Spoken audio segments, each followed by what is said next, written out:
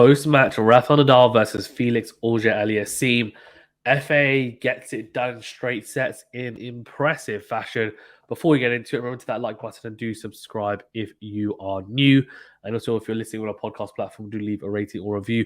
Apologies if I sound a bit bunged up, as I think you guys will know if you check the community tab. I am ill, but I'll give it my best shot. So let's get into it. Nadal, all but there is still a minute possibility that he could still qualify, but there's a lot of things that need to go his way, and he needs to, of course, win his final match to qualify. It's not in his own hands anymore. It's in the hands of others.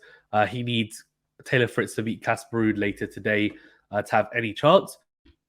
For Felix, after losing the opening match to Casper Ruud, he now is in a more favourable position and will look to beat Taylor Fritz in his last match. And if he does, then he will qualify, if I'm not mistaken. So 6-3, 6-4. You can look at that and say it was a relatively close match. I think Nadal wasn't particularly clinical today. He had quite a few breakpoint opportunities, and we'll look at the stats in a second. But the overarching theme of this whole match was Felix's serve. Incredible. Genuinely was phenomenal. He served so well throughout the whole match, and let's see how many aces, 15 in total. And that's not, of course, not including the unreturnables. I think at one point it was 60, close to 70% of first serves were unreturned for Felix. I mean, that's how well he was serving. Hideous spots to perfection. And similar to Taylor Fritz, but even more so than Taylor Fritz the other day against Nadal, Felix is fast becoming an elite server. He really is. And the stats back that up. Because he actually has hit the second most number of aces on this surface all year. So the only person that's hit more aces on this surface is Hubert Hurkacz. So it just really proves how incredibly well he served on hard court. And I mean, on indoor hard court, he's been phenomenal, of course. 16 matches, unbeaten streak, lost to Holger in the semi-finals of Paris, then lost to Casper Ruud. You're thinking, ooh, a little bit of a dip here. And there are question marks around his mentality, whether he, maybe was faltering and had a lack of mental fortitude needed to really win at the top level in this tournament. He brushed that away in this match and showed some very impressive grit and resilience as well. Saved all the breakpoint opportunities that Rafa had, and that was a combination of fantastic serving, but also some clutch points as well. Some very patient, well-constructed points. And I thought from the back of the court, his backhand held up really nicely against Rafa's forehand cross. And generally, we saw some fantastic shots actually from Felix, not just on the forehand as you always expect, because his forehand is very, very good, but even on the backhand, especially down the line and rushing Rafa. And these courts we know are so quick. They're so quick. So it suits his game. It really does, Felix. And we've seen it in the last few weeks. For Rafa, I mean, it's just a struggle, I think, from the start. And there was talk about, he looked like he might have a niggle, etc. I'm not sure. I guess we'll find out in the post-match press conference. But in all honesty, I don't think it would have turned out any differently. I just think Felix was more clutch in the big moments, and that's why he came out on top. It wasn't really to do with, I get that Rafa wasn't looking 100% like himself, but on this surface, it's already a bit of an uphill battle. He needs to play above his average level to beat people on this surface, whereas on most other surfaces, he could play average tennis and probably come out on top because he is one of the greatest of all time. Here against Felix, that's just not the case. He had to serve well. He didn't. I think he only hit one ace, I think it was, all match. One ace, 4 double faults, and I think it was 2 double faults to get broken in that opening set. And what was even more frustrating for your Rafa fan is the fact that he had breakpoint opportunities too in the opening game of the match. Didn't take them. And then, of course, went on to lose that set. Similarly, in the second set, he had a couple of breakpoint opportunities, didn't take them, and then Felix ultimately breaking him. Although, actually, those breakpoints were to break him back. And normally, Rafa's very good at breaking back straight away, but unsuccessful today. All in all, a very, very impressive performance from Felix. And I think tactically he got it spot on. I think Rafa, at times was tinkering with the return position, was standing a bit further forward, and Felix was just serving so big and into corners. Rafa was struggling really to control his return into court. So he stood further back. And then Felix said, okay, well, I'm going to now utilize the serve out wide a lot. And Rafa was stretching, looked uncomfortable. Felix would come forward, serve and volleying at times. And it was extremely impressive from the young Canadian, I have to say. And I do always think when Tony Nadal in the crowd, of course, he's Felix's coach and used to coach Rafa, of course, and is his uncle. How Uncle Tony, like, I'd love to know what he's thinking during these matches. I wonder if he's thinking about something completely different to just distract him, because it must be really awkward for him. Because it doesn't matter whoever wins, he still feels probably guilty or a bit sad for the loser, of course, right? Because he has an affiliation with both. Either way, Felix with an impressive win for Rafa. Back to the drawing board. It's the first time since 2000 he's lost 4 matches in a row. So, look, we know he doesn't play his best tennis in the back end of the year. That's been prevalent throughout his whole career. But, is it alarming? Probably not. Not super alarming. Like, there's not many there's not many tournaments on indoor hard, but it's definitely something for him to look at. I mean, he's towards the back end of his career now. Does he really need to worry a lot about, tweaking his game for this surface? He's never won it, this tournament. So if that's a real driver for him, then he needs to tweak a few things, I think. And at the moment, it's proving difficult to know where exactly to tweak.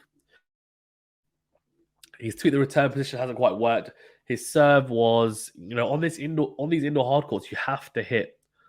Like, there's no elements, right? So you should be hitting a high percentage of first serves. He wasn't doing that, which is criminal indoors, right? Because you have a chance to win a lot of free points, and he wasn't doing so. So the biggest thing as well is that Felix's second serve is pretty big as well. So Rafa wasn't getting much respite, honestly, throughout the match. And he was on the back foot throughout the majority of it. There's some exchanges where he won, past Felix in the net with some fantastic backhands or forehands. Look, we expect that from Rafa. He's incredible when it comes to defensive work. But the issue, I think, was that Felix was able to dictate in the majority of the points, and Nadal wasn't able to be on the front foot. And on this surface, that's super quick, low bouncing, you need to be a bit more proactive. And he looked really good early on in the first set, and then it just dissipated after a while. So I don't know whether it was, fatigue, or we're talking about an injury or whatever, or just a drop in form. But either way, something to keep an eye on in his next match. For Felix, though, he, I think, capitalized extremely well in the end. And I was impressed with how he closed it out. And as I said, the fact that he managed to save those break points. We'll go into the stats now, actually, because I'm interested to show you some of the stats from the match. Another thing as well is the emphasis serving rating. And Felix's serve was at 9.2, I think. Rafa's was a lot lower. We're talking, I think, like 7.1 or something. It wasn't comparable. So you can see a 15 aces to 1 for Rafa, 2 double faults to 4 for Rafa. So Felix, obviously, coming out on top in those little stats. But the most impressive thing here is first serves made, but not just made, but first serve points won. 71% of first serves made, really impressive. And 81% of first serve points won. For Rafa, only 59% of first serves made, 72% of first serve points won. So if you imagine that he gets that first serve percentage up towards where Felix is at, even if he still wins only 72%, which is still pretty decent, that would have helped him a lot, right, to just alleviate some of the pressure on his service games. Because proportionally, you're talking about 72% into 59%. For Felix, it's 81% into 71%. It's a big, big difference. Second serve points won, 40% for Felix, 48% for Rafa, but that's not really where the match was won or lost. This is where it was won or lost, really. The break point saved. So he actually had to save more break points, or Rafa had more break point opportunities anyway than Felix, and Felix saved 5 out of 5 break points. So very, very solid in those break points. There are a few, there are a few points where Rafa makes the mistake, fine. So, you can't really give Felix all the credit, but generally I thought he was really, really good. very clutch in those moments. Rafa saved 2 out of 4. And ordinarily, right, you'd expect, and we had a similar thing a couple of weeks ago when Holger Rune beat Djokovic. Djokovic wasn't clinical in the break points, whereas Holger Rune was. And normally you would expect the more experienced, the one of the GOATs in these examples to come out on top and be clutch and really, step up and go through the gears when it really matters.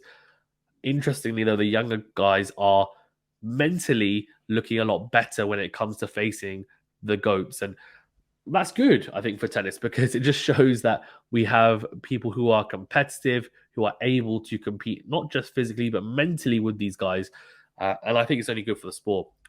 Then you can see winners time for series 13-18 for Rafa, 32-19 for Felix. So a big difference there. Rafa, when he got broken in the second set, some really uncharacteristic errors. Double fault's fine, but forehand was flying.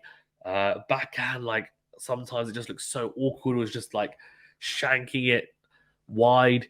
It was bizarre. It was really bizarre to witness, and it just didn't look like he was flowing at all for him. And as I said, he had a very short period in that first set where it was flowing for him beautifully, and then for some reason it just all went away, and it was almost like he had a massive dip,